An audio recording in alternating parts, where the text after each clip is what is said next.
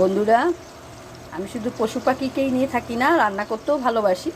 তাই আজকে বানাচ্ছি আন্ডা রেজালা। খুব সহজ রেসিপি। প্রথমে ডিমগুলোকে তো সেদ্ধ করে নেবেন, নিয়ে এবার ছাড়িয়ে কাঁটা চামচ দিয়ে ফুটো ফুটো করে নেবেন। তার মধ্যে আপনি শুকনো লঙ্কার গুঁড়োও দিতে পারেন, তবে এটা সাদা থাকলেই ভালো। শুকনো লঙ্কা কুচিয়ে নুন দিয়ে মেখে রাখবেন, দিয়ে ভেজে নেবেন। আর পেঁয়াজটা সেদ্ধ করে নেবেন। এই যে আমার কাছে পেঁয়াজ সেদ্ধ করে আমি রেখেছি, তার সাথে 2-3টে কাঁচা লঙ্কা দিয়ে দিচ্ছি, বেটে নেব। এবার পেঁয়াজ সেদ্ধ হয়ে গেলে, ডিমগুলো ভালো করে ভাজা হয়ে গেলে যে তুলে নেবেন। তারপর গরম মশলা ফোড়ন দেবেন, দারচিনি, 3-4টে এলাচ, লবঙ্গ, একটা কালো বড় এলাচ থাকলে ভালো। পেঁয়াজ বাটাটা দিয়ে ভালো করে নেড়ে চেড়ে তার মধ্যে আদা রসুন পরিমাণ মতো দেবেন, যেরম যেরম ডিম করবেন। তো 5টা ডিম করলে 1 চামচ আদা রসুন বাটা দেবেন, দিয়ে এবার সেটাকে ভালো করে কষে নেবেন।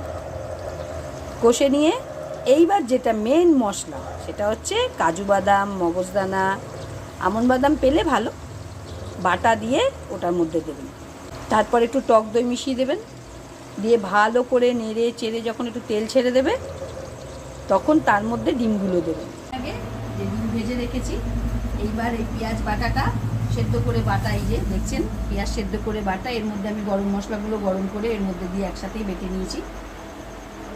এলাচ, আপনার দারচিনি, লবঙ্গ, জায়ফল জয়ত্রী ঘষে দিয়েছি, আর হচ্ছে কালো এলাচ দিয়ে একসাথে বেটে এবার এটাকে আমি তেলের মধ্যে দিয়ে দিলাম,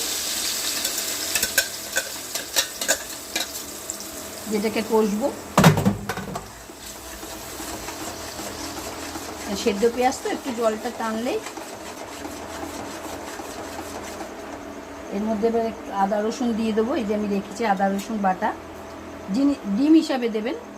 আমার যেহেতু ডিমটা একটু বেশি, তাই আমি 1 চামচের বেশি রসুনটা নিয়েছি আর 1 চামচ আদা নিয়েছি। সব একসাথে দিয়ে আমি কষে নেব।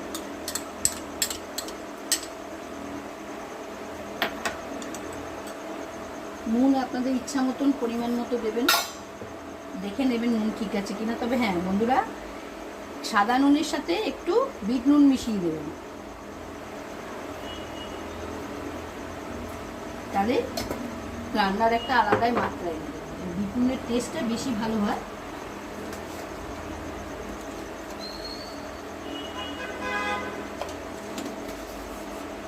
দিয়ে এবার এটা কষবো। বন্ধুরা দেখুন, অলমোস্ট পেঁয়াজটা আমার কষা হয়ে এসছে। এবার আমি এর মধ্যে দইটা মিশিয়ে দেব। টক দইটা আমি ফেটিয়ে রেখেছিলাম।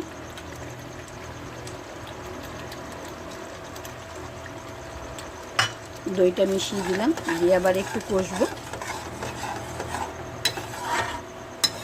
একটু কমিয়ে দেবেন আঁচটা, কারণ চারিদিক থেকে ছিটকায়, কষার সময় চারিদিকে ছিটকায়, ছিটকে নোংরা হয়ে যায়, জায়গাটা গায়েও লাগে।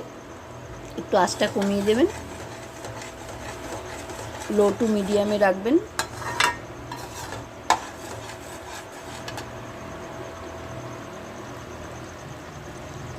দেখুন, এবার আমি বাদাম বাটাটা দিয়ে দেবো। কাজু বাদাম আর মগজদানা একসাথে বেটে রেখেছি। এটা রেজালার হচ্ছে আসল মশলা, তবে রেজালাটা সাদা লাগবে। এটা আসল মশলা, ঠিক আছে? ভুল করেও হলুদ দেবেন না। এইবার এই মশলাটা দিয়ে কষবো কিছুক্ষণ। একটু চিনিও দিয়ে দেবো, কারণ হচ্ছে যখনই আপনি টক কিছু ইউজ করবেন, চিনি দিলে রান্নার ব্যালেন্সটা থাকে, টেস্টটাও ভালো আসে।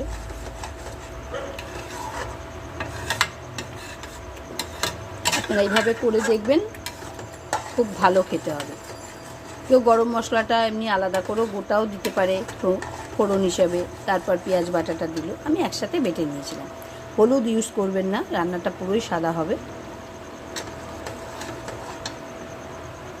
ফুটছে। এবার বন্ধুরা, আমি এর মধ্যে এবার ডিমগুলো দিয়ে দেবো। দেখছেন ডিম সব দিয়ে দিলাম, দিয়ে একটু নাড়াবো।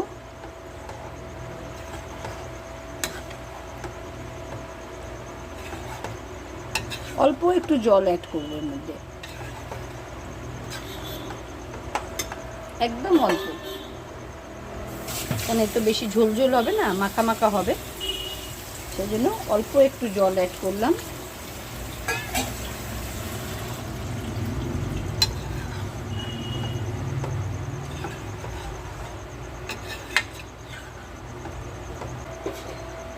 এবার একটু ঢাকা দেবো, দিয়ে ফুটতে দেবো, একদম কম আছে ঢাকা দিয়ে ফুটতে দেবো। 10 মিনিট হয়ে গেছে। 10 মিনিট পর এলাম, দেখুন অনেকটা তেল মতন বেরিয়েছে।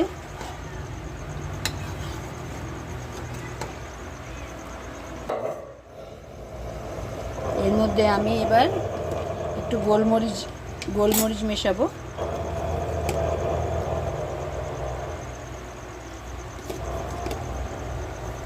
তাহলে স্বাদটা আরও ভালো হয়। মিশিয়ে দেবো। রান্না অলমোস্ট শেষের মুখেই। এবার এর মধ্যে একটু কসুরি মেথি ছড়িয়ে দিলাম।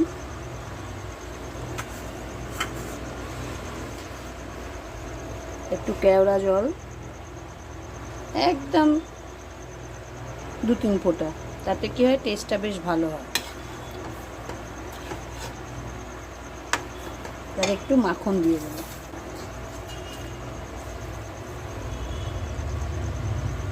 তাতে কি হয় টেস্টটা ভালো হয়।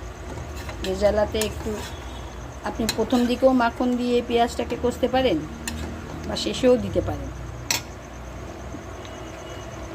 Almost ready. থ্যাংক ইউ বন্ধুরা, টাটা বাই বাই।